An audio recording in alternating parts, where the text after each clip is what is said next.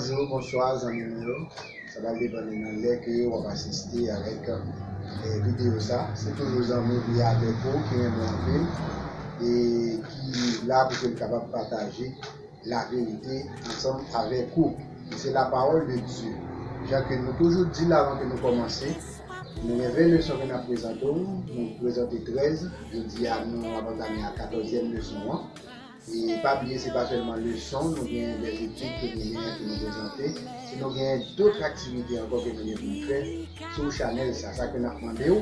Et like, vidéo où assister, like, partager pour que l'autre soit capable de voir, qu'on soit capable de dénouer l'évangile.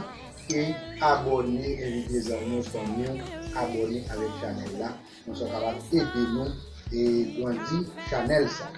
Je dis à ces leçons 14 que nous allons présenter, qui titre comme ça, ce que la Bible enseigne au sujet de l'Église. Leçon 14, mais qui ça la Bible nous présente nous au sujet de l'Église. Bien avant de commencer, on a fait mes yeux, nous sommes capables de prier. Merci Seigneur et Tout-Puissant, au moment qui donne la vie, qui donne la santé. Et dans le moment ça, nous réunissons pour que nous capables de présenter toute notre leçon encore avec nos amis, pour nous capables de la lumière et de compréhension à eux-mêmes, de la sagesse et de la comprendre. Et comme ça, nous sommes capables de mettre en application. Nous sommes présentés pour avoir nos intelligences, pour avoir avec cet esprit, afin que tout le monde ait tout droit et tout avoir. Pardonne notre effort. Jésus, qui demeure des apôtres.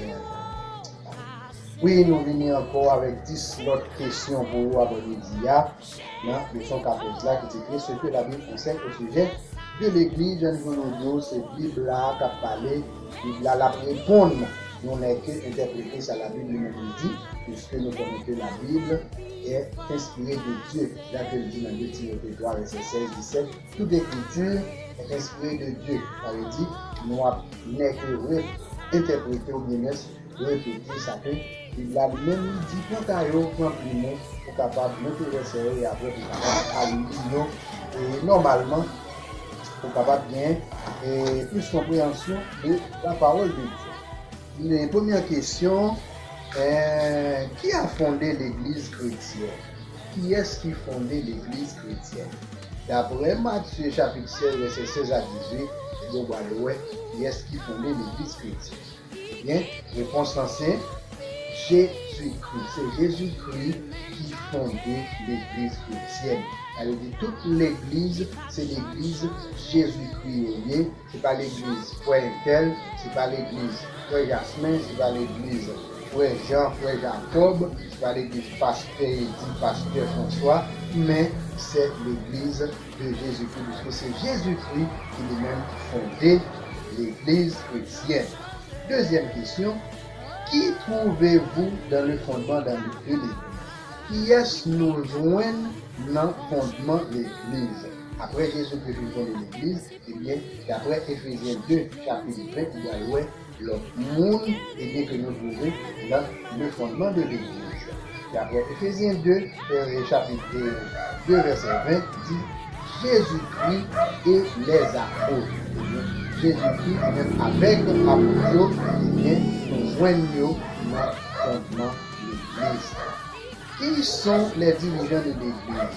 D'après Éphésiens 4, verset 11, qui est-ce qui dirigeant l'Église? Bien, ce sont les apôtres, les prophètes, les pasteurs et les docteurs. Pas les docteurs, ce sont les docteurs de la loi. Bien, c'est Mounsaïo qui se dirigeant de l'Église chrétienne. Question 4. Quelle est la mission de l'Église comme elle a été pour Jésus? Bien, quelle est la mission de l'Église comme elle a été pour Jésus? Luc 19, verset 10, Matthieu 28, 19 et 20. C'est chercher et sauver les perdus. Eh bien, c'est véritable mission de l'Église. Et bien, c'est ça Jésus l'a dit sur la terre de venir chercher et sauver les perdus. Eh bien, mission de l'Église, eh bien, c'est chercher et sauver les perdus. C'est ça que fait l'Église. Il doit toujours faire des efforts pour être capable de prêcher, faire l'évangélisation, comme ça pour nous même capable de rentrer l'église, de baptiser pour rentrer l'église, pour capable de continuer avec la même mission. Question 5. Quel nom Jésus donne-t-il à ceux qui le suivent? Qui nom Jésus-Christ lui baille avec mon cap sur lui? Matthieu 28, verset 19. Bien, nom que Jésus baille avec mon cap sur lui, c'est disciple. Mon cap sur Jésus, c'est disciple du Christ. Question 6. Pour devenir disciple du Christ, par quel chemin faut-il passer? Pour capable de devenir disciple de Jésus, mais par quel chemin il faut passer? Même Matthieu 28, verset 19, là, voilà par quel chemin il faut passer. Il dit que c'est par le baptême. Pour qu'on soit capable de suivre Jésus, pour devenir disciple de Jésus, il faut passer par le baptême. Il ne faut pas pour baptiser, pour accepter Jésus, mais ça pour devenir disciple du Christ. Question 7. Quel exemple doit-on suivre l'Église? Qui exemple l'Église à l'Église? Jean 13, verset 15. Eh bien, c'est l'exemple de Jésus-Christ. Ok? L'Église qui doit suivre l'exemple de Jésus-Christ, Jésus-Christ lui-même, l'aile sur la terre, comment que Jésus lui-même était qu'on fonctionner, comment Jésus lui-même était qu'on appliquer, eh bien, toute bataille. Question 8. Quelle sera la norme de conduite de l'Église? Apocalypse 19, verset 10. Quelle sera la norme de conduite de l'Église? Eh bien, c'est les commandements de Dieu. C'est les normes de conduite de l'Église. Ce sont les commandements de Dieu. Donc Dieu nous a 10 commandements. Les 10 commandements, ça y est, l'Église, les disciples du Christ, de vérité et en application. Question 10. Pour que l'Église puisse survivre et accomplir sa mission, quelle doit être sa force indispensable?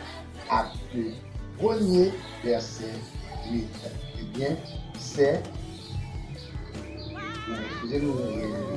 Question 9. Quel don distinctif possédera cette Église? Qui don distinctif que l'Église a lui-même la posséder? Apocalypse 19, verset 10, et bien c'est l'esprit de prophétie. Ça, c'est le don distinctif de l'Église, c'est l'esprit de prophétie. Et si on dit cela, pour que l'Église puisse survivre et accomplir sa mission, quelle doit être sa force indispensable?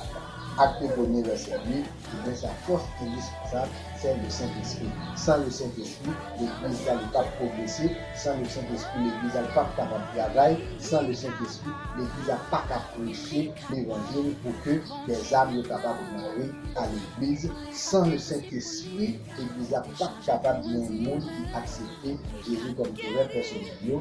Et bien, pour l'Église même capable survivre pour accomplir la mission, et bien, force l'église là, c'est le Saint-Esprit de Dieu. C'est des 10 questions ça a été nous développées pour nous.